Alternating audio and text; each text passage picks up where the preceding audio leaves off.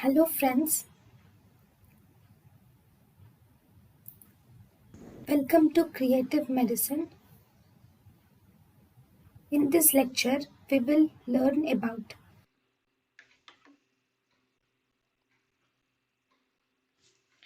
Mexiletine. Mexiletine is actually it is a L substitute of lidocaine. This mexiletine is a substitute of lidocaine. This mexiletine has an anti-neuropathic properties. It has an anti-neuropathic properties. This mexiletine is an oral drug and it is used in phantom limb phenomenon. It is used in phantom limb phenomenon. One important thing is this mexiletine is an levo substitute of lidocaine. The lidocaine cannot be lidocaine has high first pass metabolism.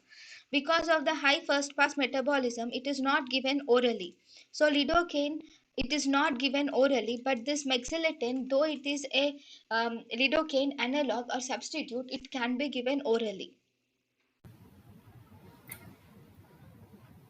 thank you and thank you for watching.